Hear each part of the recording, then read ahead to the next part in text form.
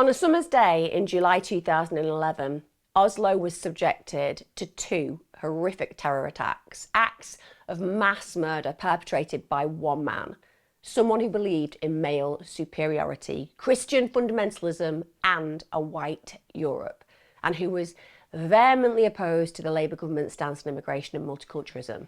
It was the worst attack on Norwegian soil since the Second World War and claimed the lives of 77 people, many of whom were teenagers. This is what happens when nature nurture creates a monster without empathy or remorse. This is the case of Anders Breivik.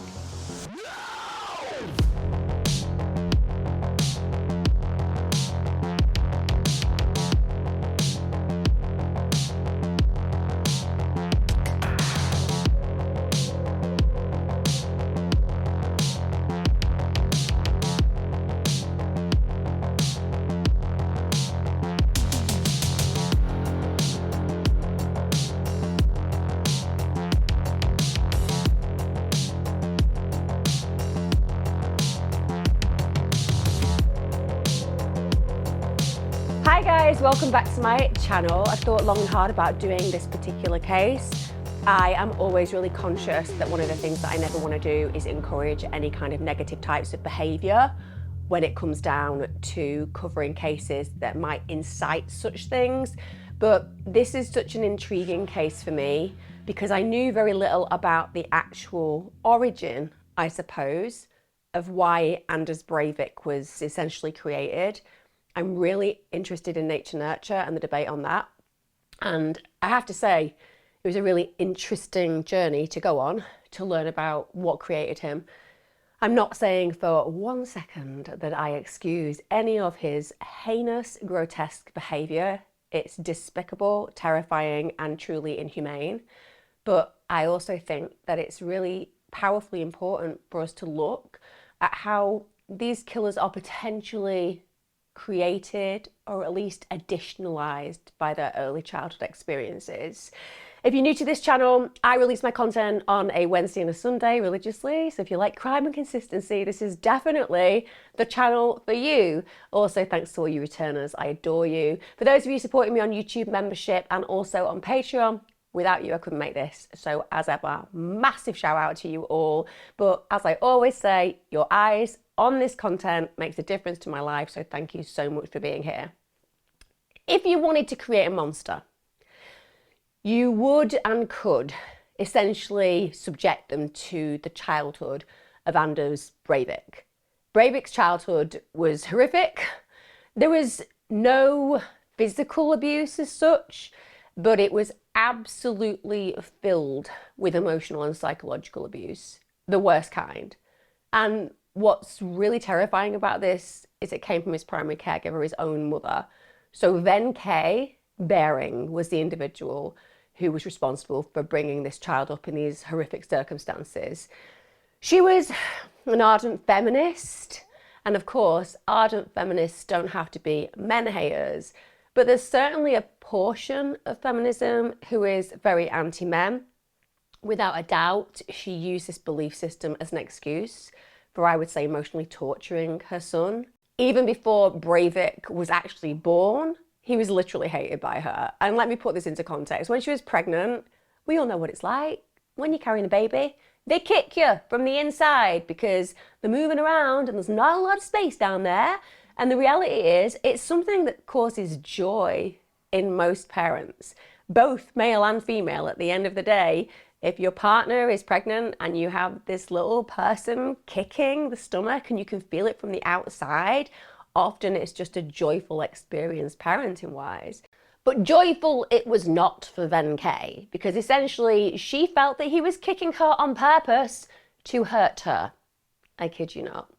That's how big her delusions were right at the beginning of conceiving him. She actually planned to get an abortion, and whilst everybody has different points of view regarding abortion, in this case, I think we could probably all agree it would be a good thing if it had happened, because I think that his childhood was completely unenviable, but also the ramifications of his existence caused so much agony to so many people. But when she turned up for that abortion, she was past the 3-month mark, which meant that she couldn't have the procedure, and that meant that she had to carry on with the pregnancy. I have no idea why she didn't then have the child adopted if she felt this much hostility towards him, but she didn't. So following his birth in February 1979, this is when she's 32 years of age. So Venke was a woman who was grown. She was an adult. She has a knowledge and a conscience, without a doubt, of how people treat one another and how it is to be treated badly versus well, and certainly the impact of that, because she's an adult female and she knows the implications of maltreatment. But this doesn't stop her from immediately declaring that her son is a bad and evil baby. She stopped breastfeeding him because she claimed he was sucking the life out of her. And she would openly talk to other people and say that she just wished that her son was dead. To openly talk about your child that way is terrifying. I'm not suggesting for 1 minute that every mother gives birth to a child and feels an immediately loving connection. It's not true. Some people really struggle, particularly if you've got things like postnatal depression. But with respect, most people, even where they're in difficult circumstances and territory like that, aren't walking around and openly basically saying that you hate your kid. But she didn't get that memo. Venke was somebody who was really happy to let everybody know how intolerable she found her baby. Now, she had had not the best upbringing. She'd left a very abusive home at 17, and it's at this point that she'd fallen pregnant with her first child, so she gave birth to a daughter. That meant that she was a teenage mum, and I think we can all agree that somebody like Venke would have found that quite difficult for the time. You know, socially, it's not the most acceptable thing to have a child when you're a teenager. And add to that the fact that she was diagnosed with BPD and severe depression. Caveat, one of the things that we'll often hear is mental illness or mental classifications being thrown into crime content as if there is some reasoning behind that that leads to the person acting this way and doing horrible things. That just isn't true. In fact, when you think about borderline personality disorder, it's often linked to trauma as a child. You can't regulate your emotions, you don't feel safe, and therefore you have, shall we say, poor regulation of managing the highs and lows, and sometimes that can result in acting in a way that can seem a little bit extreme. But certainly, it doesn't mean that you go around treating people horribly. Probably you treat yourself at times horribly, and that needs to be dealt with. But we cannot say that because Venke was somebody with borderline personality disorder and depression, I mean, think about how many people are genuinely depressed, and then imagine throwing that in as if that could possibly lead to you being a horrible parent. No, the reality is that some people are horrible and also are diagnosed with mental illnesses, and that's what we're talking about. Venke is not a nice person per se. Plenty of nice people out there with mental health issues, not Venke. But like I said, not a satisfactory childhood. And the reason that I think that it stinks the way that she acts is she's now had 32 years to sort her life out and sort how she lives her life out. And rather than giving Breivik the safe, loving childhood that she was denied and that she must have wished for, it takes a very strange person not to look back at an imperfect childhood and think to yourself, I wish I could have had a different one, a better one. You look at your friends and you think, why can't I have their parents, etc. She must have had that experience, but she doesn't bestow any kindness on her son. She chooses instead to just perpetuate the cycle of abuse. Now, Breivik's father, that's Jens Breivik, he was actually a diplomat for the Norwegian embassy, but that meant that he also wasn't around very long enough to protect his son. So Jens was actually based in London. That was where Breivik was born, but he and Venke split up when Breivik was only 1. Probably unsurprisingly, Venke doesn't actually seem like she was a nice person. I can imagine a level of toxicity in their relationship, particularly as she tended to hate men. Not exactly the best thing when you're in a relationship with a man. Throwing it out there. But essentially they split up. So at this point, he's left with his mum and his older sister. And Venke actually takes Breivik and his sibling at this point back to Norway. They settle in Oslo, but this is going to mean a separation from father, and we know that that can lead to attachment issues, abandonment issues, but also if you're the male in the family and you haven't got your primary male role model, there can be a longing involved in the loss of that relationship. Now, various mental health experts, they were involved with the family over the years for good reason, because Breivik is having a horrible time, and they actually reached the same conclusion. So there were lots of these individuals who basically came in, assessed the family, and explored the issues and concerns that they had around her parenting. So the conclusion they came to was that Wenche projected her primitive, aggressive and sexual fantasies onto her son. Now, I don't know on God's earth why somebody did not at this point run into the place, remove the child, because they should not be writing down that Wenche is projecting her primitive, aggressive and sexual fantasies onto her son and leave him in that situation. Just to say that sentence is truly horrifying, let alone to imagine this plays out in reality. We're talking about a little boy being left with this monstrous kind of energy in his life. So we see that Breivik is being raised in this really unhealthy, destructive environment. No child should be in one of those. We all agree on this channel. No child should ever grow up in a situation or a system where they are being abused. And it's really terrifying to me that it was knowing abuse, because we have services going in and actually recognizing that this is a problem. She, as a mother, was highly narcissistic. So she basically used her son to deal with her own issues, project her own issues onto him. And the experts that looked into their life, they observed that he was constantly ridiculed, he was criticised, he was constantly sexualised by his mother. And they stated he was a victim of his mother's projections of paranoid, aggressive and sexual fears towards men in general. She projects onto him her own primitive, aggressive and sexual fantasies, all the qualities in men that she regards as dangerous and aggressive. So she's basically taking her ideas, her own ideologies, her false representations and misrepresentations of who men are and what they are in our society, wrapping them all up into one ball and throwing it at her son and suggesting that he is a reflection and a representation of all of those issues.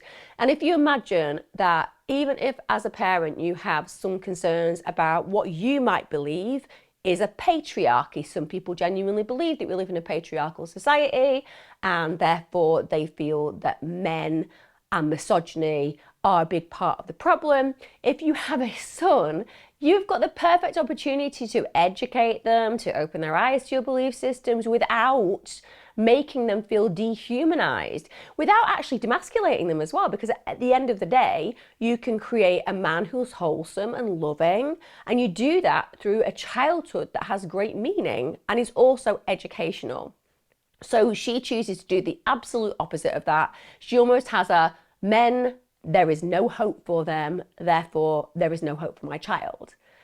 Now I will say that what blows my mind is that these individuals who went in and viewed the situation and came out with these particular suggestions about him not having this environment that was conducive to childhood, they end up recommending that he's removed from her custody and actually placed into foster care, which would have been absolutely the right and perfect solution.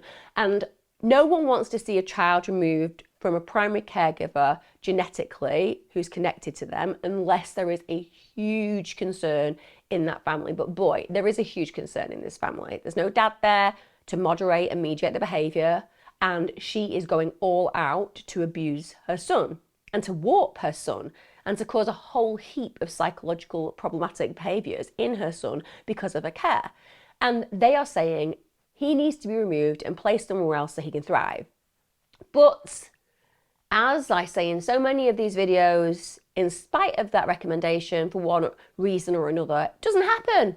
So Breivik doesn't get removed, and actually he's continually, consistently failed by child welfare services. Now his dad, who was obviously very aware that there was a toxicity where his ex is concerned, he's trying to get custody of his son. But actually, it doesn't occur. He fails to get that custody. And there are these requests, several requests by experts that say, look, let's get him forcibly removed. So essentially the door has been knocked on many times by many different people and still no one has answered the call. So Breivik ends up staying with this horribly abusive mother. And where are the consequences to her behaviour? Even when people are saying this woman is sexualising this child, this woman is violating this child, this woman is deriding this child, humiliating him, literally making him feel like his own gender is something that needs to be rejected on all levels, she has to keep him. He gets to about 3 years of age. And at this point, Venke decides that she can't do it alone. It's too difficult to look after Breivik. So says he's far too clingy, says he's far too demanding. So then they offer some respite care, which means that he gets placed in a weekend placement with a young couple, which would obviously be something positive for him because at least it would be respite from his own mother, who's a nightmare. Now, apparently, when Venke goes and drops him off, this is like the first time. And imagine how you're going to be. You know, Venke's asked for this support. She's saying that she can't tolerate him anymore. She's exhausted. She needs that help. You are going to turn up and maybe look a little bit, you know, tired and thankful and grateful. You're not going to have a list of requirements for what those individuals are going to be doing, right? Because at the end of the day, you have actually said that you can't cope. Therefore, whatever they can give you is going to be a benefit. But she goes in and asks for the most warped, weird, crazily inappropriate thing in the world. She asks the husband, who's one of these individuals who's a foster carer, who you can imagine is going to be wanting to get to know this child. She asks him whether Breivik can touch his penis. I kid you not. I literally said that. Turns up, just says to him, you know, dropping off no doubt his clothes and telling maybe them about what he wants to eat diet-wise, and then just dropping in, is it okay if he just touches your penis? I swear, this is something where red flags don't have a deep enough red, and all of the lights going off and alarms going off are simply not bright enough or loud enough to clearly connect with just how dreadful what I've said is. She says the reason that she wants her son to be able to touch this strange man who he's just been dropped off with's penis is because he's only ever seen female vaginas and girls' vaginas up until that point. So therefore, he needs somebody to compare himself with. WTF. Seriously? What is going on? That this woman, this mother, is actually hoping to get her child abused. Because that's what she's doing. You're actually kind of opening up the potential discussion to make out that it's okay if he wants to sexualize and have sexual contact with her son. What is going on in her warped mind? And we're talking about a little infant at this moment in time. And this is the kind of individual whose care he has been left in spite of people calling for change. Now, the impact of all of what I've just told you, you're aware is going to be huge. So the mother's abuse on Breivik becomes really clear because it's noted at an early age. He's got this really, really disturbing tendency to just consistently and constantly smile. So people say that when they see him, he just has this strange look on his face. And obviously, throughout the day, we're not always smiling. Even if you're a really happy puppy, you're not always smiling. You're concentrating, you're eating, you're thinking. You might have certain concerned looks on your face at certain points because you're watching something on television and so on and so forth. So to have this constant smile on your face actually reminds me of a horror movie that I've watched recently called, in fact, Smile. But the point is that you know that's not normal for a child. And it certainly wasn't because he was having a positive reaction to anything. It was completely fake. In fact, the people who witnessed him and his life said that he'd never actually experienced any true joy.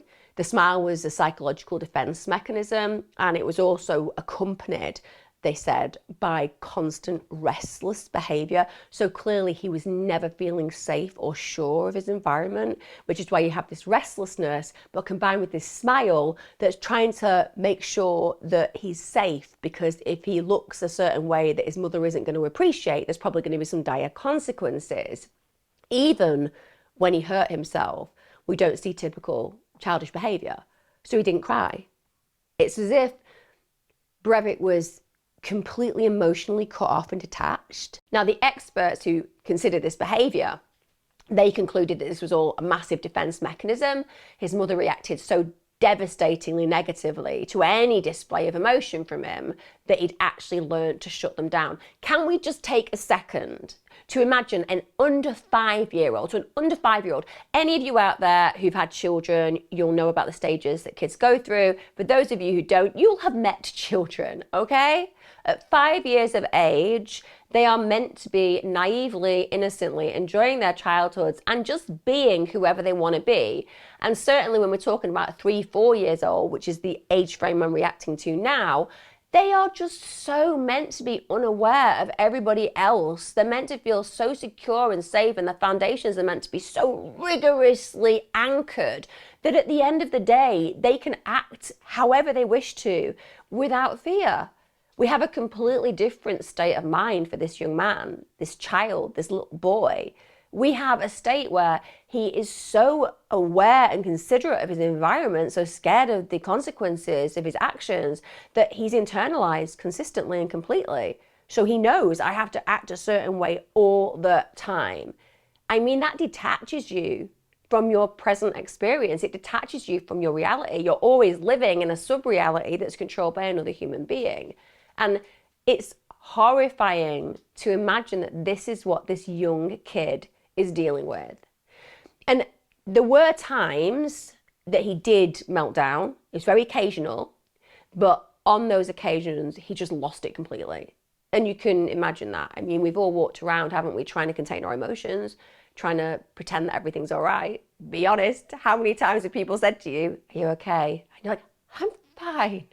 And particularly if it's a partner, "Are you sure you're okay?" "I'm absolutely fine." And then they find you crying on the kitchen floor later on, eating ice cream and having gone through several bags of crisps, for example. It's because you've been trying to contain things and then you can't contain them anymore. We all have different coping mechanisms. I'm not suggesting you all eat ice cream, have several bags of crisps. I'm just saying it's one of those options. But this demonstrates that this little tiny child is walking around with this cooking pot of possibility boiling to the point where eventually, just momentarily and only occasionally, it just totally bubbles over. Also, another big red flag as far as I'm concerned. Don't get me wrong, children are introverted at times. There are children who are highly sensitive. They don't really interact with other children. They are very shy. And this is completely normal. You know that children with sensitive temperaments, they tend to be very bright, very organized, very sweet, but also they find it a little bit more difficult to interact. So of course, and that level of introversion means that you won't necessarily be out there with your peers playing loudly and seeming to connect in an easy way. But it's different when we're talking about this kid. By the age of 4, he literally didn't interact with any other kids. Also, he was absolutely obsessively clean. Another big red flag. At 4 years old, that's not how kids think.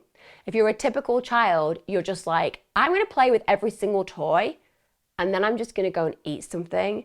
I'm going to find a corner and I'm going to nap, and then I'm going to get up and probably do things like put my handprints from mud from the garden all over the wall.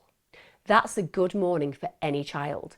And like I said, they're not consequentially thinking. The fact that your mum stands on Lego every 5 minutes is irrelevant to you. All you care about is that amazing little garden that you created with said Lego. It's her fault for not looking on the floor and thinking ahead. She's the adult in this situation. But not for this boy. You know, his toys had to be in absolute order. In fact, he got real anxiety if they weren't in order. And obviously, we can see those OCD tendencies, and starting that early on is a direct sign of high stress and anxiety. Now, they suspect, although it's quite obvious to all of us, I'm sure, that he had learned this behaviour to avoid his mother's wrath. Apparently, she would constantly say to him, "You're unclean," and whenever she said that he was unclean, she'd also punish him. So it was his way of effectively controlling the environment and ensuring that she didn't blow up. And that is another additional pressure and stressor when you are the child. Like I said, we're talking about an under 5-year-old here, and you are so aware of your mother's complexity and toxicity that you have to think ahead to manage her behaviour because she's so incapable of managing her own, that is not where any child should be. And the damage that you are doing, making that child feel a level of responsibility and control for their environment, for their survival, for their management of peace within their world, that is abusive. It's as simple as that. You don't need to be raising your hand and slapping a child for abuse. She is highly abusive. And she's really inconsistent as a parent. And when we look at inconsistent parenting, if you want to create an organised serial killer, for example, inconsistent parenting is part of it. And just to put that into context, we're not talking about one parent who's really nice, another parent who's really negative. Obviously, that's not ideal either. But certainly, when it comes down to your primary caregiver, who that you rely on for your survival to some degree, if they act one day really nice to you for no reason, maybe you're even being a little bit naughty that day, and they just seem totally chill with it. Maybe they even reward you. But then the next day, you're being really good. You're making a concerted effort to be a good child, and they wake up in a bad mood, and the next minute you're getting screamed at. Nothing makes sense. It makes your life and your experience unstable. And children desperately want continuity and a sense of security. Security is so powerfully important. It certainly is up there with love, because love is a do word. It's a verb. It's an action-based emotion. You can't just say it. Saying things can be really empty. You have to prove it. And inconsistent parenting means that you're not proving it because there's no security in the way that you are around your children, and you don't make them feel safe. So the way that Breivik's mother would be was that she would basically switch between being really affectionate and then to extreme cruelty within moments. So totally chaotic, almost a schizophrenic emotional way of being. And that is very disturbing for any child. And they believe that this actually made him become emotionally bound to her because, of course, oh, you're being really nice to me, really, really nasty. Maybe if I'm better, maybe if I'm a good child, maybe if I do this, it'll make you love me. And you're looking for that attention, affection, reinforcement. You're looking for somebody to say, yes, I love you, you're valuable. And because of those moments that are fleeting of where she's being actually sweet and kind, it ties him to her. And it's so confusing. Now, as a child, aside from all these obviously big problems that he's enduring, he's actually bigger and stronger than his peers. So other kids his age are smaller than him. And one could think, well, in this imperfect environment where he's got so little control and where the abuse is so huge, that he may have acted in a way to take control and power from other kids. So he could have used it to his advantage, maybe cause others pain to numb the pain that he had inside. But he doesn't do that at all. In fact, the people who knew him said that he proved to be the polar opposite to that in school. So he protected those who were bullied. Also, he was an excellent student. So he apparently was academically gifted. He's very well behaved as well. But I will say that in my research, I also came across reports that indicated a different story. So allegedly, he bullied his sister. He apparently terrorized a family pets. So they're indicative of big red flags. They really are, particularly if you're harming animals and harming children. They are things that certainly predict future violent behaviour.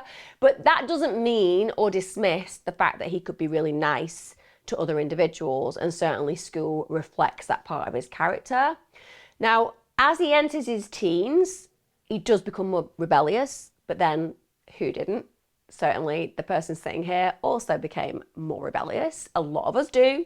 You want to find your identity, you strive to be accepted, your peers become more important a lot of the time than your actual family. And certainly if you have an imperfect home, you're going to be looking for something and someone and people and places to fill the void. So he ends up joining Oslo's hip hop scene. I'm not going to lie, I didn't really know that Oslo had a hip hop scene and what they do, and he joined it.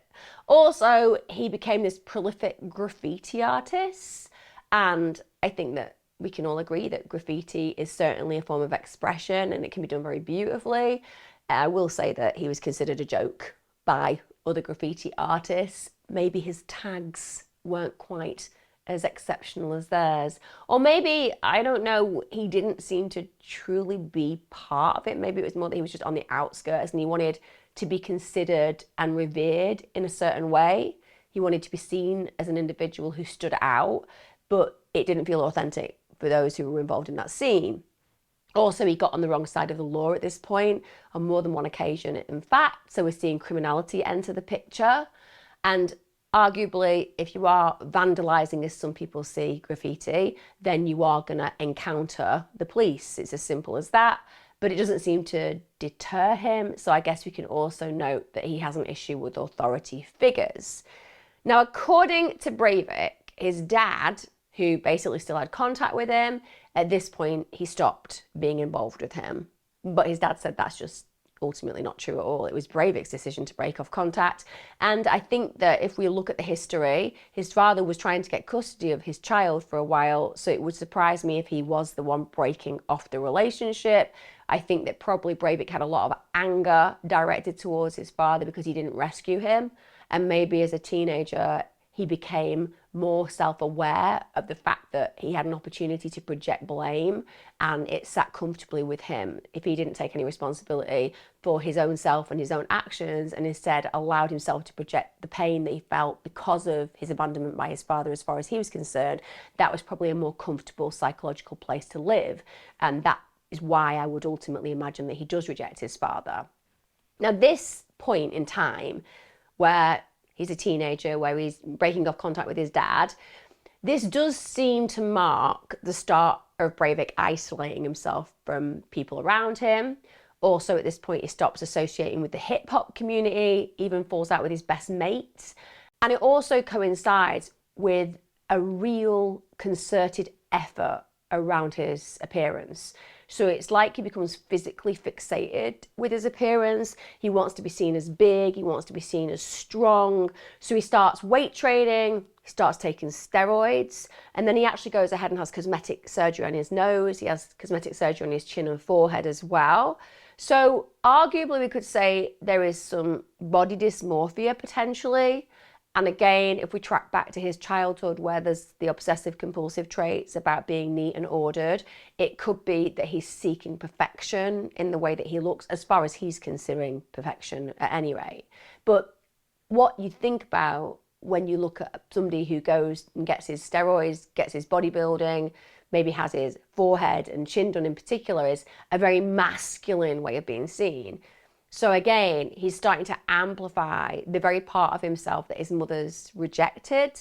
And I think that that is probably in almost a direct aggressive stance against his mother. You've told me I'm nothing. You've told me that men are bad. You've told me that I'm a terrible person for just having a penis. Well, I'm going to become so male that you cannot ignore this. I'm going to literally present in such a masculine context that there is nothing you can say or do that's going to deny my maleness. And I think that psychological perception and experience was present when he was doing those things, as far as I can see. Now, as he gets to late teenagehood, there's actually a form of compulsory military service for young men and women that exists in Norway. So he goes for his evaluation because it's just standard that he does that service. But Breivik at this point is literally deemed unfit for service. So that automatically makes us consider what was going on, that they didn't see him as an appropriate candidate to actually do that national service. It suggests that there were obviously flaws in his character and psychology that were easily identifiable when they were exploring the possibility of him taking that place. And that is another red flag. So we've got like 1 million so far. Now, he was briefly employed, and actually when he was employed and got a job, he was considered a pretty good colleague. He was considered a relatively good worker, but I think he'd learned to put on such a mask that he could essentially go anywhere and act in a way that seems in accordance with the expectations of that environment. Because what we know, without a shadow of a doubt, is that there was this darkness lurking within him. First of all, and probably an element that we'll describe now as something you'd expect, he developed an absolute pathological hatred of women, genuinely. He saw women as really quite diabolical creatures. And if you think about his childhood experiences, that's got to be where the fuel that eventually becomes the fire is created, because it has to have been fueled by the experiences that his mother bestowed on him. You know, he believed that feminism was destroying Western society from the inside. So he believed that this feminine energy, essentially, that was basically decaying the world around him, was also encouraging this tolerant position, which was enabling the Islamization of Europe. So he sees that women are the responsible party for the change in culture. And he dreamed of a new order where men would rule again, essentially, and also that women would, of course, know our place.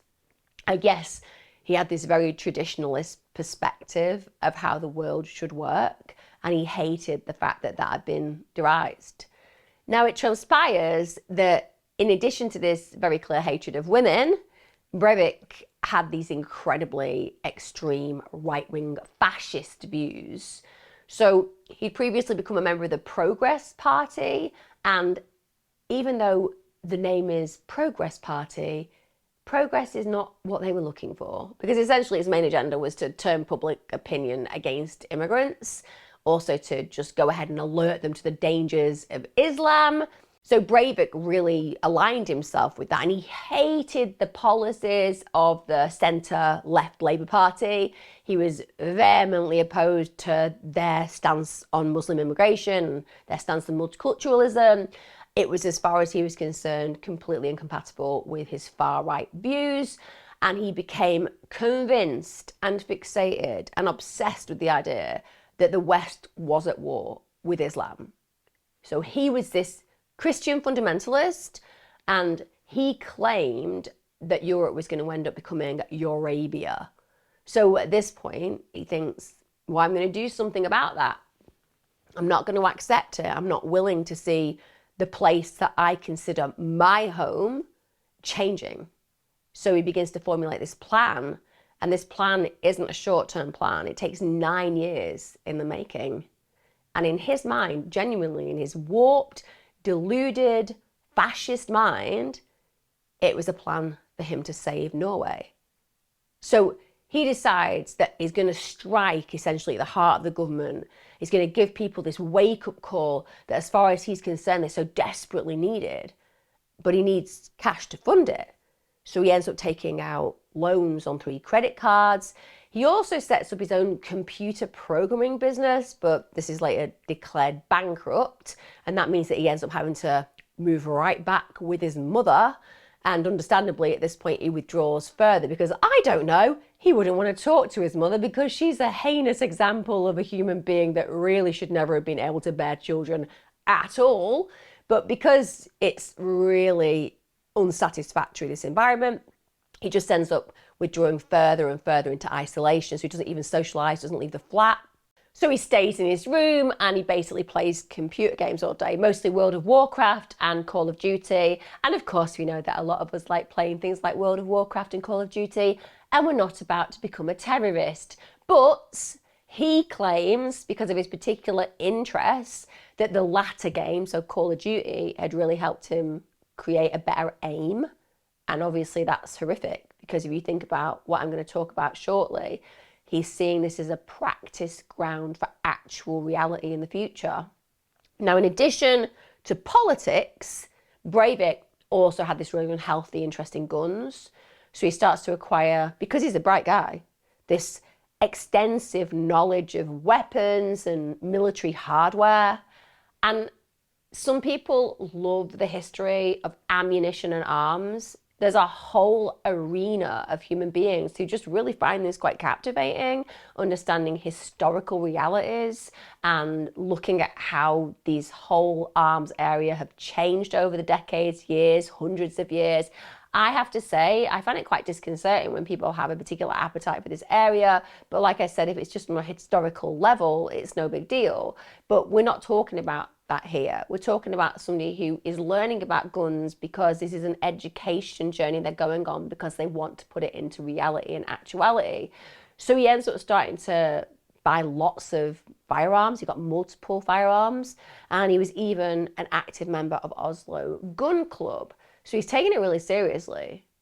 Now, in 1995, so going back quite a long way, some of you will be like, Emma, it's not a long way. I was clubbing in 1995. How can that be a long way? It was yesterday. Tell my kids that. Just tell my kids that. My kids ask me what it was like in the olden days. In the olden days. I swear they think that I was going around in a horse and cart. Seriously, actually, when I was a kid, there was a rag and bone man in a horse and cart, so they're not completely off there. We didn't have central heating either. But the point is, 1995 seems relatively close. It's my own bias. Some of you are going to be listening going, really, Emma? I wasn't born then, and I still drive a car and have my own home. That disturbs me massively. I digress.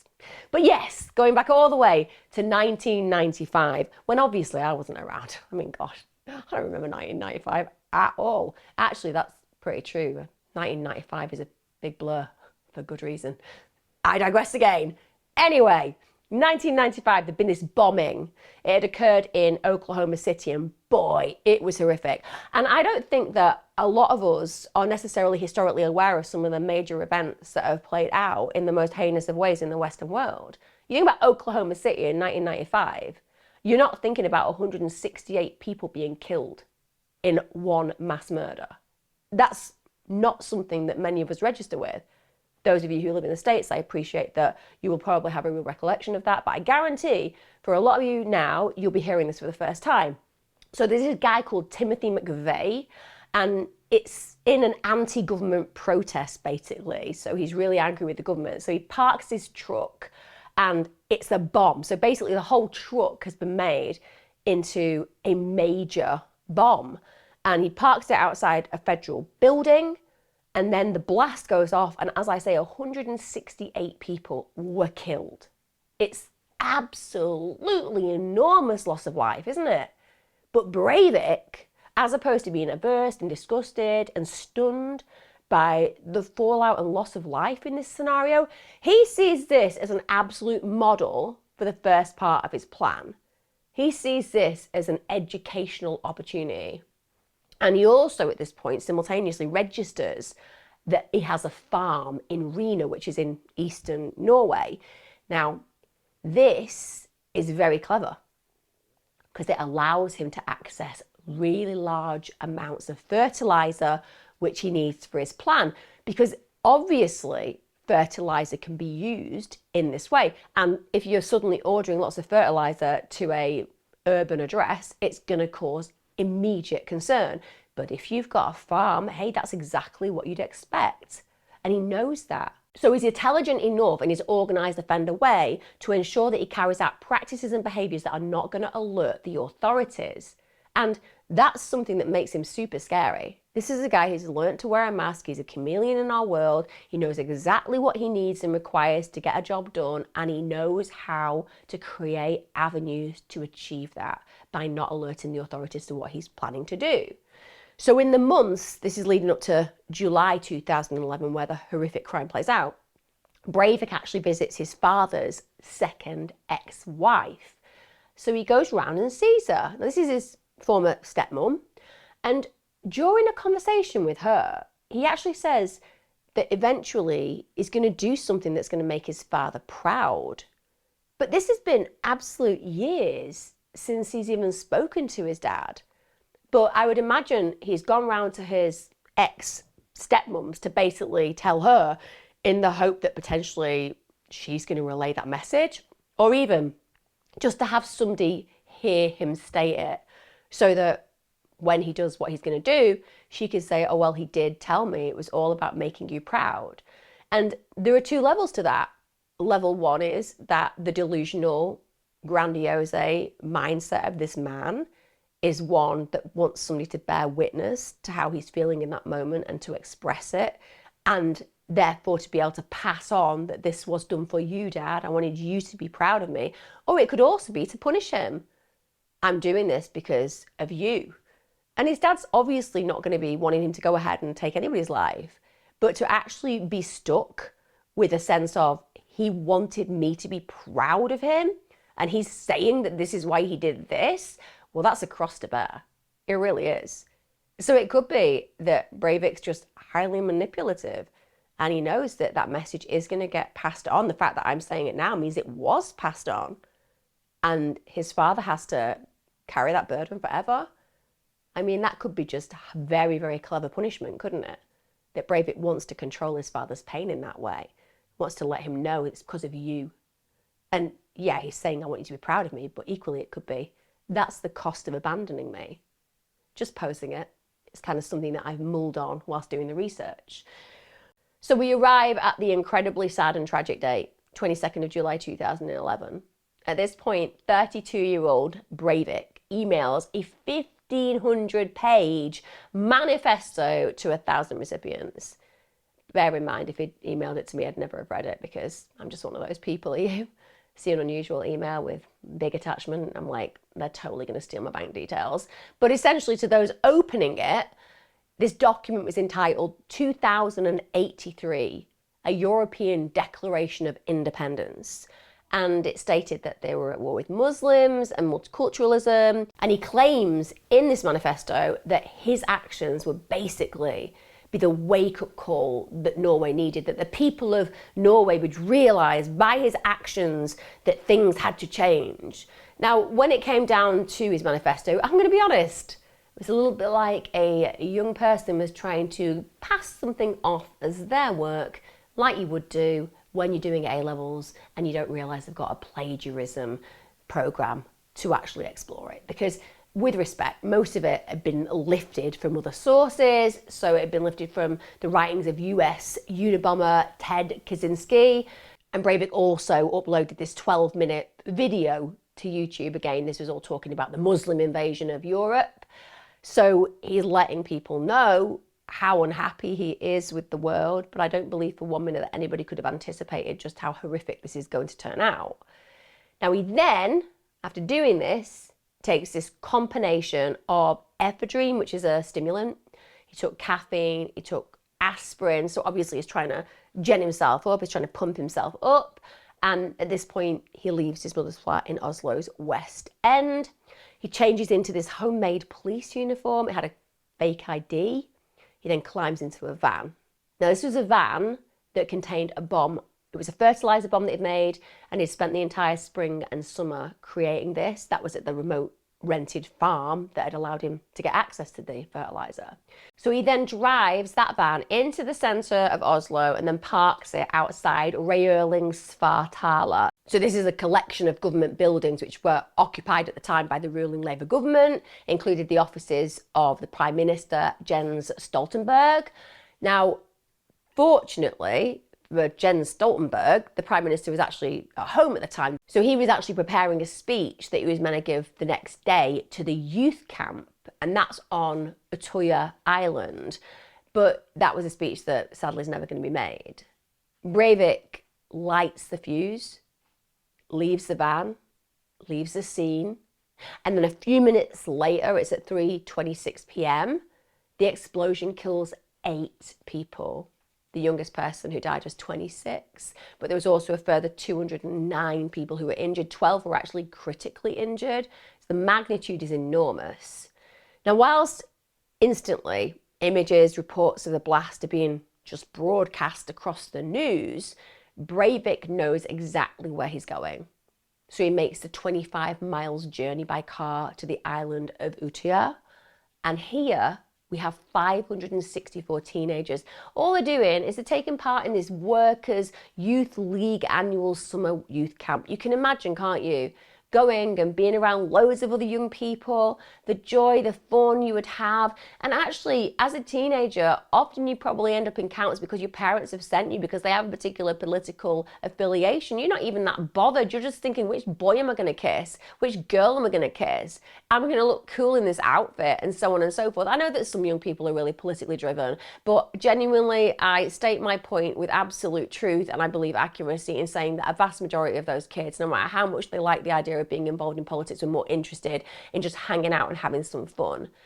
Now, this summer youth camp was ran by the Labour Party, and obviously the news has quickly spread across the capital that there's been this bomb that's gone off, and the camp leaders aren't stupid. They realise that, you know, they have a political affiliation. Let's be clear, they're there. Even the Prime Minister was meant to be coming the next day to speak to the young people, and that could put them in danger. So the camp leaders say to everybody, look, we need to meet in the main hall at 4:30 p.m. They want to make sure that because they're so isolated from the mainland by around 550 metres of water, that they could at least make sure that everybody was safe. Now, lots of the young people, in fact, I'm sure lots of the staff as well, they weren't stupid. They just wanted to go home. You know, what do you do when you're in a situation without your mum and dad and something horrible happens and you hear about it and potentially there's a threat to you? All you want to do is go home and see mum and dad. That's it. Because they're your safe place. So lots of them are saying that they want to go, but because there'd been this bombing, the ferries had actually been stopped. Now, I think this is just such a tragic twist of irony. I really do. Because Breivik was literally on the first ferry to the island when they started sailing again. Now, bear in mind, I've already said he was posing as a police officer, wasn't he? He dressed up, he got the fake ID, and he basically turns up on that ferry saying that he's checking on security. There's been this explosion in Oslo, he needs to make sure that everybody's safe. Hey, makes perfect sense. I mean, genuinely, somebody should have been on there doing that. But unfortunately, what we have is a wolf in sheep's clothing. So the boat actually radios from the shore that a police officer is on the way across and that he'd been waiting for the ferry to take him. So now the staff believe that there is a potential saviour coming across on that ferry. That's what's so deeply distressing and depressing about this. You know, literally he was able to convince and coerce the individuals who were unaware of what lay ahead, that actually he was a safe space and a safe place. Can you imagine being the people who called the island and let them know he was on the way and kind of assured them that he was a real deal, that he was actually the police? You'd feel so responsible. It must be awful and so traumatic for them. But also, it kind of says, when you go ahead and do those things, there are some steps that you need to take before, particularly in light of what we're talking about, which is this political explosion, essentially, both figuratively and literally. And yet this guy turns up and says he's going to check on the safety of these individuals in an outfit that he's basically made. Ideally, some checks should have been done. I'm not blaming them. I'm just saying that for future reference, we should always know that these mass manipulators, that's what they do. Now, Breivik was wearing these black pants tucked into military boots, and he was carrying this bag when he boarded the ferry. What they didn't know was it contained a semi-automatic rifle and a handgun, and semi-automatics are just devastating. They are so quick to shoot, and it's very, very difficult to escape the range when they do that. Now, approximately 2 hours after that explosion that I've initially talked about, he manages to arrive on the island. And of course, the first victims are who you'd expect. The camp leader, Monica Bose, and the security officer, Trond Bertsen, because they've gone to meet him, haven't they? They think that this guy's coming over to look after them. And immediately, he starts this rampage. He then walks into the camp and he signals for these teens who are desperately, of course, wanting him to represent care, compassion, consideration, safety. He says for them to all gather around him. And once they have, he gets out the guns that he's carrying. Now again, if you're a kid, you see a police officer and they get out guns, you're not going to think they're going to kill me. You're not even going to be questioning it. You're going to be so confused about what's been playing out. You're going to be worried. You're going to be scared. He's asked you to do something. He's getting his guns out. You're just going to wait because this is an adult. They know what they're doing. It's probably to protect me. And then he just starts to systematically shoot the terrified young campers. They run for cover in all directions. Of course they do. But Breivik's fast. He knows exactly what he's doing. He's cool, composed, controlled. He's not scared. He's not fearful. He's walking at this brisk pace, just firing at anyone in his line of vision. Some of those kids who believed that he was a policeman, they ran towards him unwittingly, unknowingly, that would seal their fate. As he approached this small assembly hall, there was actually a girl who appeared from the direction of the showers. Now, she had absolutely no idea what was happening, so she actually walked towards Breivik, and he walked to meet her. Then when she was just feet away from him, he levelled the gun at her. He shot her 3 times in the torso. After she fell to the ground, he shot her 2 more times. Her legs and arms twitched with each shot. And during the attack, he continually shouted, "You are going to die today, Marxists." These are kids. They don't even know who they are. They don't know whether they're going to politically affiliate with who they're actually spending time with. They're kids. And to make sure that the injuries that he's creating are the most catastrophic they can be, he actually fires dum-dum bullets. Now, dum-dum bullets, what they do is they expand on impact, and that means that obviously they cause a larger wound. Now, whilst this massacre is playing out, police on the mainland start getting these horrified phone calls from these terrified campers. They're running for their lives, and they know that they've got to get messages across to the mainland. Can you imagine taking that call? You already know that there's been this horrific assassination of people, and that now the worst thoughts and feelings and fears have come true, that indeed this is not an isolated event. And even worse than that, these young people are on an island, which makes it difficult for the police to arrive. So instantly that's giving this killer time. And hearing the horror in the voices of those children, it must have been absolutely horrific. Now, some of the campers who are dealing with trying to escape, they get into the water and then they start trying to swim back to the mainland. Fortunately for a lot of them, many of them were rescued by people who were civilians in boats, thank God. Now, there was a guy called Adrian Precon. He was 21 and he understandably attempts to swim out. He's still fully clothed, which must be really challenging. I was a county swimmer and we used to have to wear clothes in winter for our training, and it is really hardcore. Yes, it's great for creating your stamina, but if you are in a situation where you're dealing with the sea and you're fully dressed, that's a real drowning potential. He gets 50 meters out, and understandably at that point he feels like he's not going to make it, so he has to swim back. By the time he gets back to the shore, he's still about thigh high where the water is, and at this point Breivik's there, and he basically appears just a few feet away from him. He fires several shots at the group who are swimming further out, and then he turns and he sees Adrian. At this point, he lifts his rifle to the cheek. He takes aim at Adrian, and Adrian's exhausted, and he's not able to move. He's just done, and he just begs him not to shoot. And incredibly, Breivik lowers the gun, turns and walks away. It's strange in those moments that you see this individual of absolute destruction and terror and such a dehumanizing position where other people are concerned, and yet there was something about that moment where humanity prevailed. Or maybe the boy reminded him a little bit of himself. Whatever it was, he doesn't end his life that day.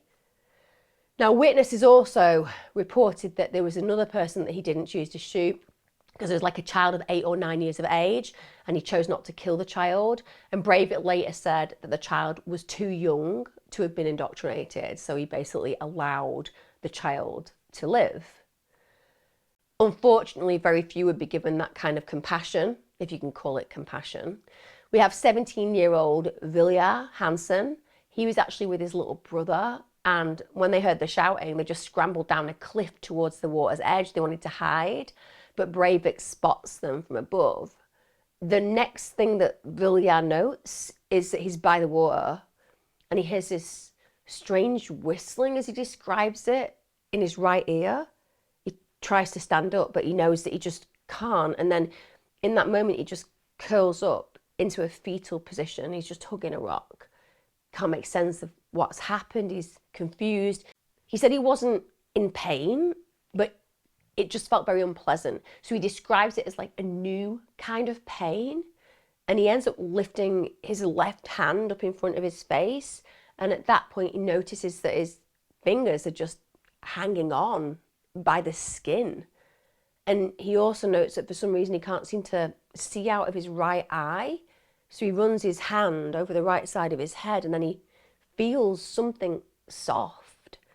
And he realizes it's his own brain. Part of his skull that has literally been blown off by the bullet. He tells his little brother to stay hidden. And his friend, Simon Sabo, he's just lying close by, and he says to Simon, "We're going to get through this." But what he didn't realize was that Simon was already dead. Now, unbelievably, and thank God, Vilja survived. This is despite the fact that he ended up spending 6 days in a coma. He'd been shot 5 times in the left hand, the thigh, his left shoulder, his head.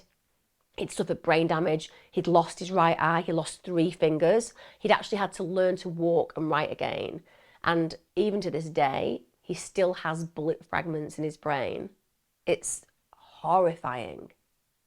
Can you imagine all those people just desperately trying to escape from the island, just being shot one by one? Those struggling, trying to return, being taken out as they do so. They're fighting for their lives, inevitably losing them when Breivik sees them. We've got 16-year-old Kurdish refugee, Lara Rashid. She's at the camp with her 18-year-old sister, Bano. Now, years earlier, that family, the family they came from, they'd fled the war in Iraq. They'd come from a war-torn country, hoping, praying for a better life. Lara was in the camp shower block when the attack began, and she manages to run and hide. But her sister isn't so lucky. She's tragically shot and killed. Imagine you escape your war-torn home country and then you're murdered this way. You lose your sister this way. At one point, and this is an image I can't get out of my head, Breivik actually lined up a group of teenagers against a cabin wall. He was purely preparing to shoot them. And he later recalled that he was really surprised that they didn't attempt to run. He said it wasn't like in computer games or movies. No, Breivik, it wasn't, because they were terrified children who didn't know what was happening, and you had a gun. Of course they weren't going to run off. They freeze. That's what happens. These kind of monsters who are so lost between reality and fantasy. I mean, how indicative of that mindset is the description of what I've just given. The fact that he thought they would be running in different directions, just like in Call of Duty. Come on. It's so warped. It's unbelievable. Now, another thing he tried to do but didn't manage to is he tried to enter this schoolhouse on the island, but thankfully he wasn't actually able to gain access, and thank God he wasn't, because there were 47 campers inside, and you can bet your bottom dollar he'd have probably killed every single one of them. When they did the autopsies on those poor victims, they established that many of the victims were basically shot at close range whilst face to face with Breivik. And one girl in particular, just to highlight how close he would have been, she was shot in the mouth, but it was at such close range that her lips were not even scathed. They believed that she was probably shouting for help or begging for mercy. At the end of the day, she would have believed that Breivik was a police officer, and potentially she was begging for mercy, because the moment that she realised that he's about to shoot her, you'd just try, wouldn't you? But as we know, he hates women, he hates girls. So at the end of the day, he's not going to show any mercy for them. Now, former Labour Prime Minister Gro Harlem Brundtland, they'd actually given a speech on the island earlier that day. She'd actually been Norway's first female Prime Minister, and she was one of Breivik's targets. But Breivik had basically been held up on the way. He'd been held up at a railway station. There'd been a renovation works there. So she left by the time that he arrived, but she had been one of the people that he'd marked to kill. Now, during playing out the attack, Breivik actually called the police twice. So the first time when he spoke to them, he hung up because he was asked to give his mobile number. But then 20 minutes later, he rang and he called the actual dispatcher and said, "I completed my operation, so I want to surrender." So let's just put this into context.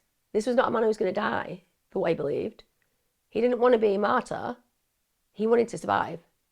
He wanted to be known for this operation. I mean, this isn't an operation. This is just a terrorist escapade per se. He's executed kids.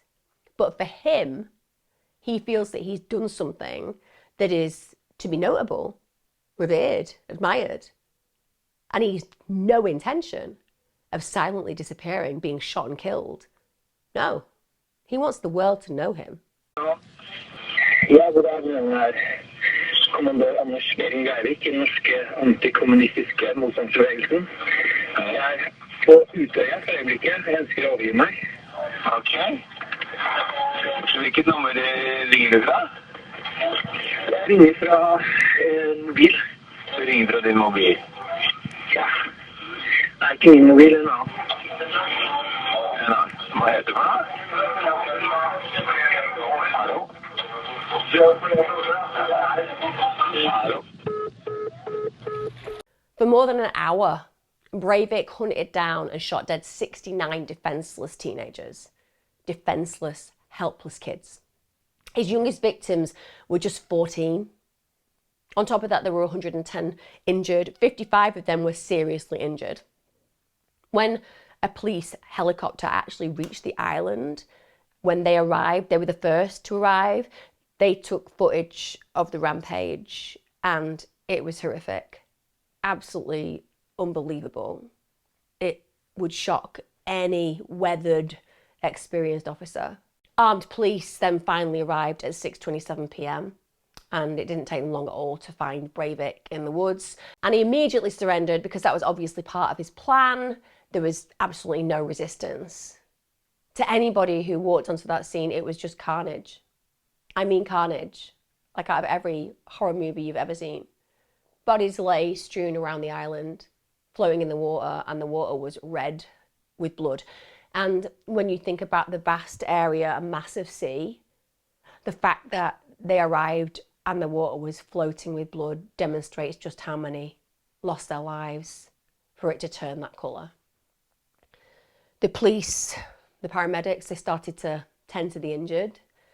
And then Breivik is obviously taken and interrogated throughout the night in the camp's wooden headquarters.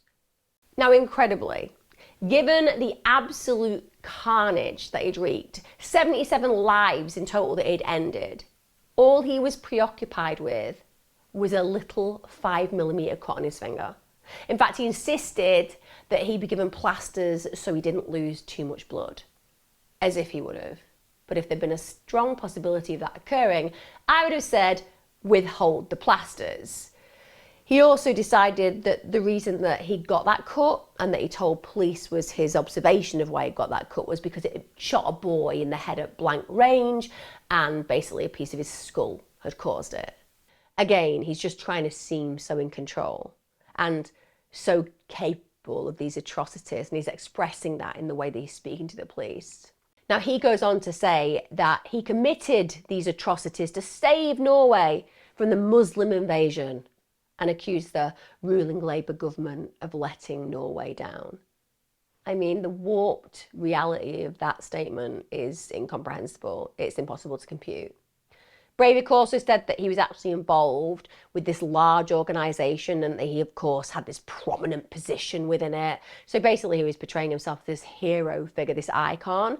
He'd even made himself a commander's uniform, photographed himself wearing it.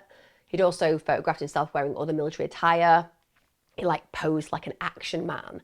But it's all fantasy. He didn't have any high-ranking position. It didn't even exist. There wasn't an organisation. Now, when people look at this crime, a lot of people say that it wasn't even anything to do with a political idealism. In fact, he was doing this as a pathetic nobody. It wasn't that he had these really strong beliefs in this cause and that he'd become so misguided and warped that he felt that the way to act was to do something so deplorable.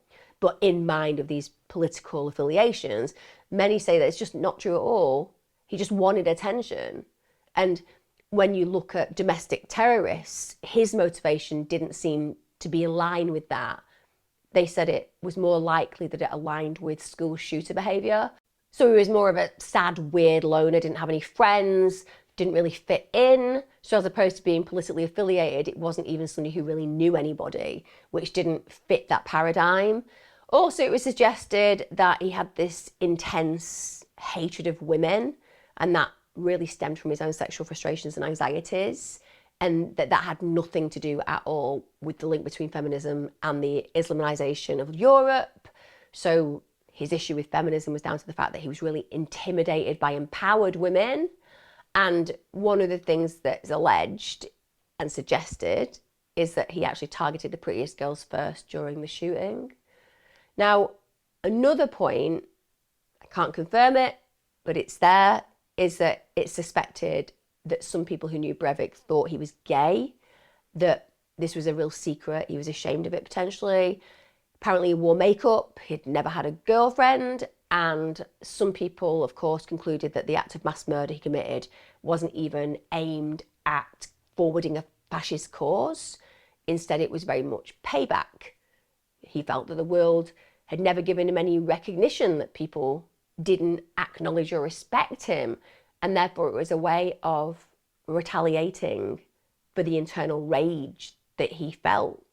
He felt shunned, he felt ignored, he felt abandoned, and he felt superior.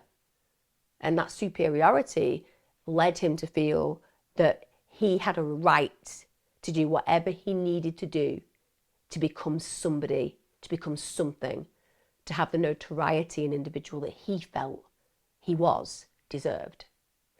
Now, whilst there may be elements of truth to all of this, I personally think that we can't escape that it was also clearly a political act. He must have had some real negative beliefs, particularly around individuals who are Muslim, and particularly around the growing diversity in this country. I just can't feel that we can escape that reality. There was definitely racism involved. Now, following the police interrogation, Breivik actually had to do what you have to do when you are being put into a situation of incarceration. You have to undress, you have to have your picture taken. At this point, apparently, he was only wearing his underpants. And in spite of the fact that this is literally the picture that the police can have you in record, he clasps his hand to one hip, looks into the camera directly, and adopted a bodybuilding pose. So it was all about making his muscles bulge. So weird. If I had been the photographer, in spite of the heinous reality of the person that I was booking in, I would still laugh. I just would not be able to handle that. The idea of somebody doing a full-on bodybuilder's pose, only missing the bright orange that they put all over the body. But at the end of the day, when you think about somebody doing that, in any other situation, it would generally be funny, wouldn't it? I mean, but it's grotesque that he does that. It's grotesque that he feels the need to demonstrate his muscles, to prove to the people, look at me, look at my body. So again, just tying back into that fixation obsession that has been there throughout his whole life. We get to November 2021. Now, the court ordered a psychiatric report. Of course they did, because his behaviour seems so left field. Now, they initially declared Breivik criminally insane, which is a pretty high bar to meet. They felt that he exhibited the fact that he was paranoid schizophrenic, and also he had grandiose delusions. They said that he was in a psychotic state when he committed the killings. So essentially, if somebody has a report like that, it can mean that you'll be found not guilty by reason of insanity. But whoa, Breivik was not happy with that. No, he was like, I'm not having that diagnosis. He said he didn't consider himself to be insane. Also, he said he didn't want that to be the public image that he wanted to portray. As far as he was concerned, he was a patriotic hero. He's a commander who'd taken the battle to the enemy. And he stated this: I must admit this is the worst thing that could have happened to me, as it is the ultimate humiliation. To send a political activist to a mental hospital is more sadistic and evil than to kill him. It is a fate worse than death. On reflection, I would have felt that was a perfect indictment to send him there. If that's truly how this man feels, that it's his torturous experience, that he will be a fate worse than death, I say send him straight away and keep him there forever. Definitely, without a shadow of a doubt. I know I'm not in charge. I'm just saying, I think we all agree that would have been an appropriate thing to do. So we get to the 7th of March 2012, and bear in mind, some could say, well, isn't it an insane thing to do when you're given the option of potentially walking away from the crime? Yes, having to have some treatment, but not being considered a murderer in capacity. That you've been offered that on a plate and you reject it, could that not suggest that indeed the delusions are there, the grandiose thinking is absolutely there? But like I said, he really doesn't want it, and because of that, we get to the point of the 7th of March 2012, and Breivik's formally charged with committing acts of terror and voluntary homicide. Now, at this point, There's a second psychiatric evaluation the following month, and this reaches a very different conclusion to the first. So they found that Breivik exhibited what they call dissocial personality disorder and narcissistic traits. To me, that makes sense. It really does, because you can't get less social, you can't become more antisocial than what we've seen in his behaviour, and also the superiority and his belief system of being iconic and his genuine, I would say, stoicism about him being correct in his actions. That's definitely narcissistic. But crucially, what they discovered, as far as this report suggested, is that he wasn't psychotic and that he wasn't suffering from any psychiatric condition. And because of that, they said he wasn't mentally challenged, and this meant that he was sane for trial. Breivik also, because of this narcissism, as far as I'm concerned, felt that the actual event of his trial should be televised. He wanted the world to see. But fortunately, I love the fact that a judge will have made this decision. They were like, no, no.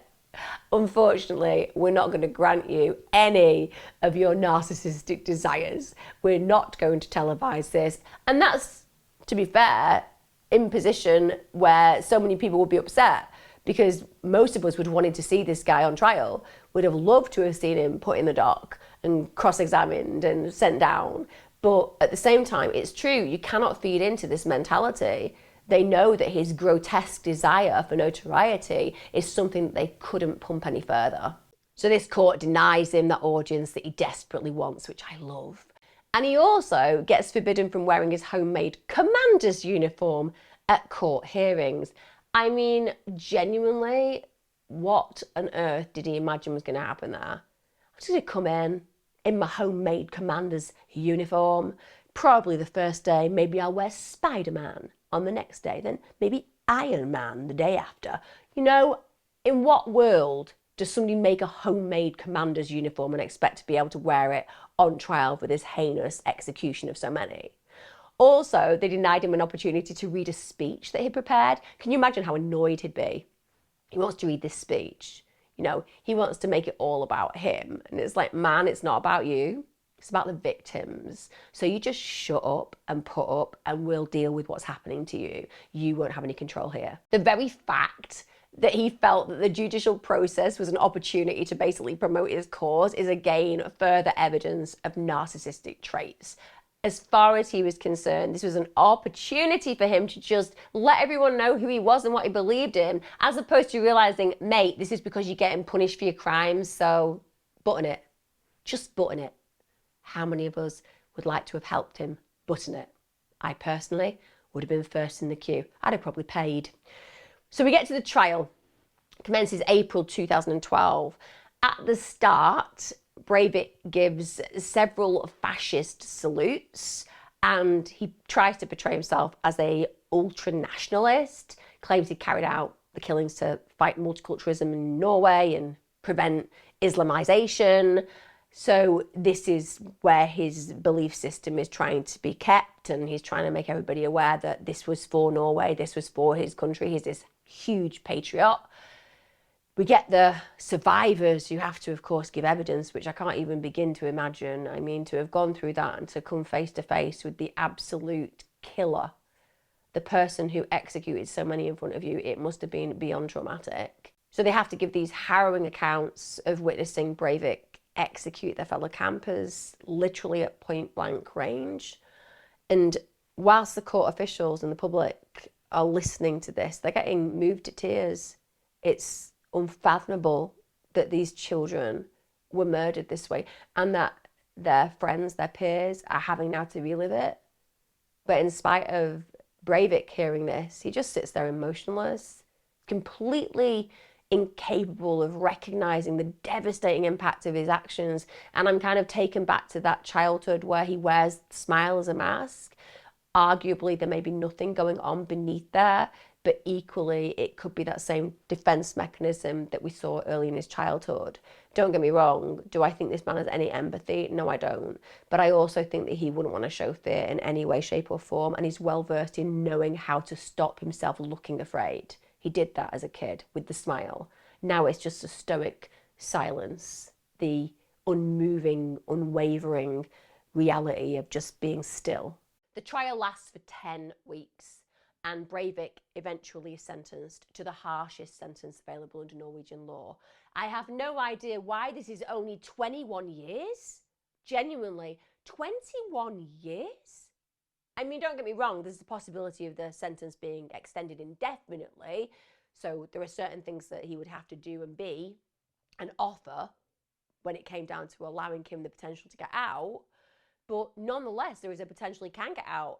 Now, he has to serve at least 10 years before becoming eligible for parole. That terrifies me. I am terrified. 10 years? 10 years? What crack is being smoked at this point? Sorry, I do not understand this. This makes no sense to me, that somebody can do this and potentially only serve 21 years in prison, but also potentially get out after 10? Am I in some other universe where law and order has leniency that I cannot comprehend? Now, there was a report that was done after this event, after this heinous execution of all these kids and individuals who were there to help those children develop as human beings and adults. And they found that the attack could have been avoided. But sadly, and I mean, I cover this so many of these videos, you know, we talk about lessons learned, don't we?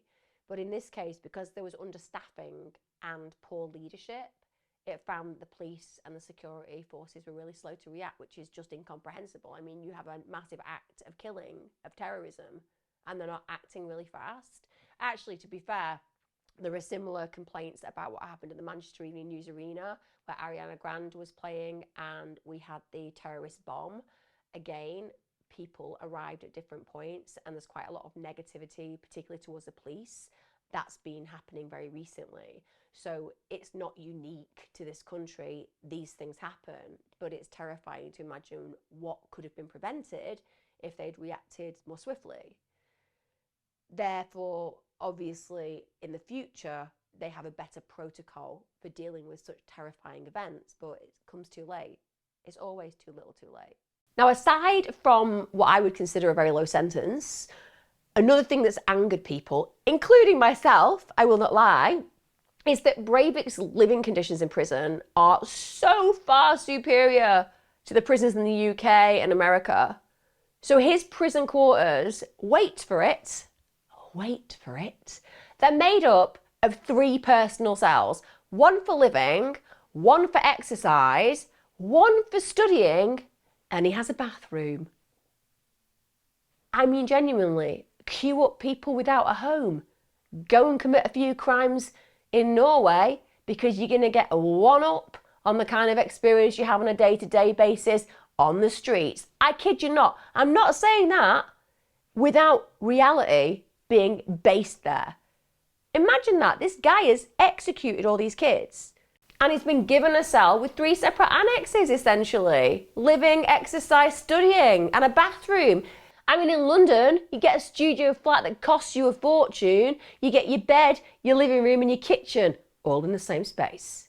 I just think that it's a little bit excessive when we're looking at the crimes that this guy has committed and that he gets all of that. Also, he has newspapers, he has a computer, don't get me wrong, he hasn't got internet access. Also has a TV. This does not seem like a punishment.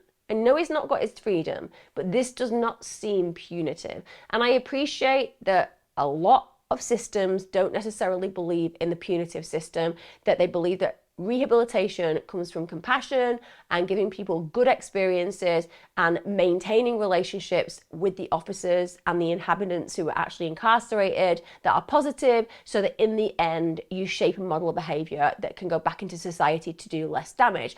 But I just think this system is totally unprepared for these kind of killers. These kind of killers don't need all these luxuries. These kind of killers need to be punished because they've caused devastation, agony, and punishment on others.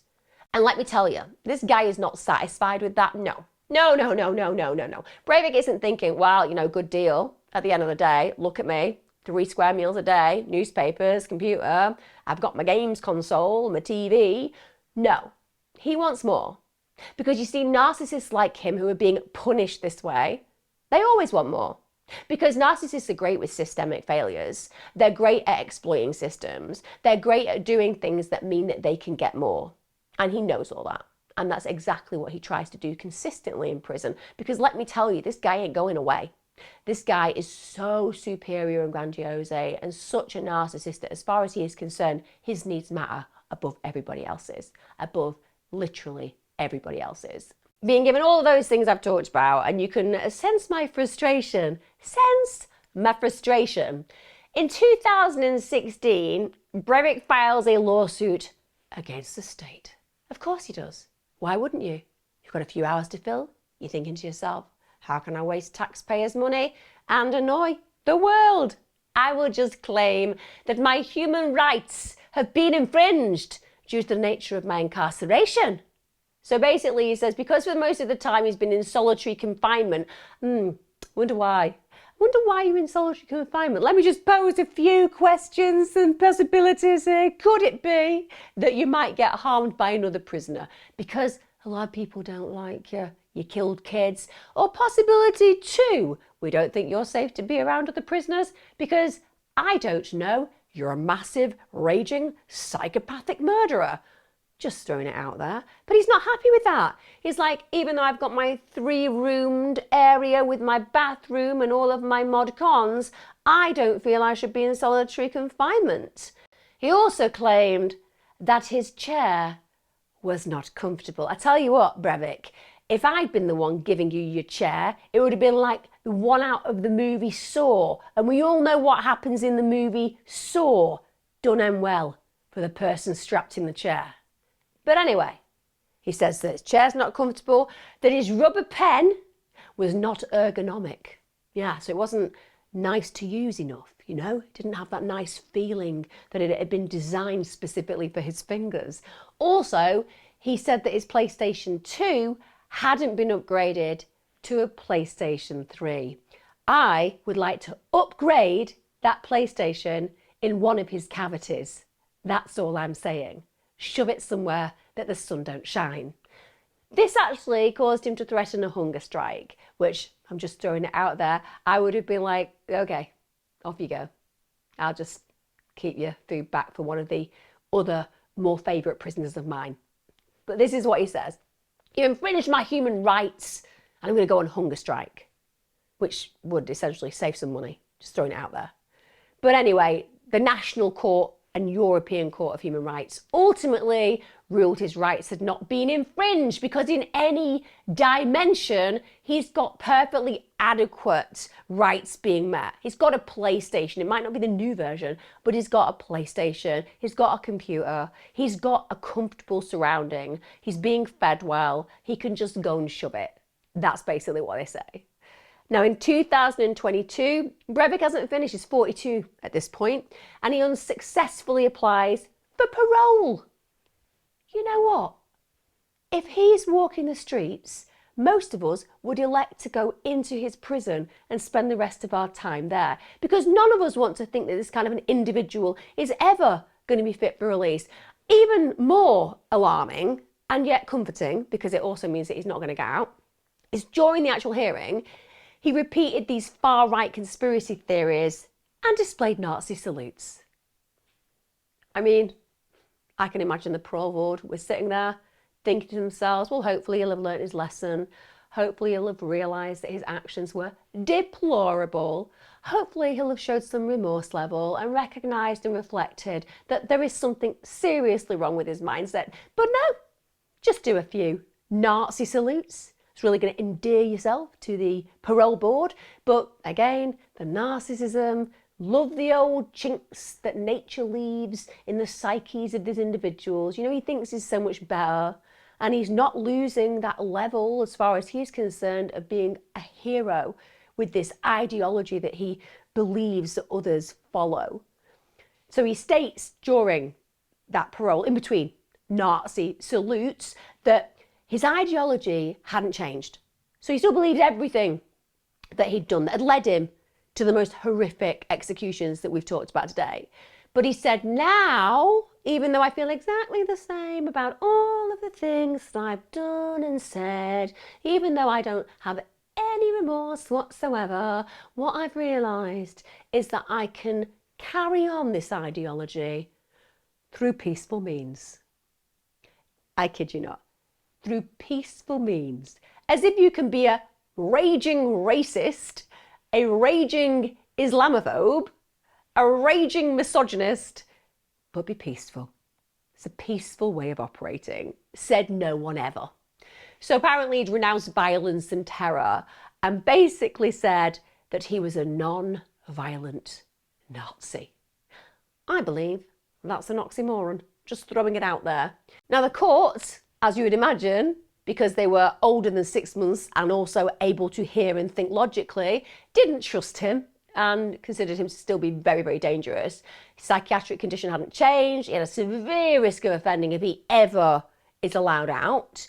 And in all the time he's been in prison, he has never shown 1 ounce of remorse for any of the 77 murders. Not an ounce. He is quite happy with what he did. It's not changed him at all. So yay to that system. Now Breivik, he wanted notoriety, didn't he? He wanted people to know his name. And what's really grating for me is that at the end of the day, when I've done this video, sadly, whilst we have genuinely forgotten the names of many of the victims, we have remembered his. For all the wrong reasons, but we have remembered his. And that is really upsetting and frustrating because his life, in comparison to the lives of possibility that were lost, it's a meaningless one. There was so much potential in those children, so much potential in those individuals fighting for what they believed in was right and true and peacefully believing in the course that they wished to align themselves with. They could have gone on to live the best, most pro-social lives. They could have become leaders in their own right. And that excuse for a human being stole that possibility. And it's disgusting. I feel angry with the way he's treated inside because I feel that it's far too good for him. I genuinely don't believe in a highly punitive system. I think that it's far better to rehabilitate, but where monsters like him exist, it's grating to know that he's fed and watered and kept in computers and given space for exercise when those parents of the lost children never even got to see their child grow. I'd love to know your thoughts on this. How do you feel? Are you shocked by the sentence? Are you frustrated by the reality of his treatment? Do you think it's right? Do you think that they've got the system correct? Or do you feel that there should be distinctions for certain types of criminal? Do you think that there is too much humanity afforded an individual like him when so little was afforded his victims? Let me know in your comments. I appreciate you being here. Thank you for coming. And remember, as ever, see you next time and be safe.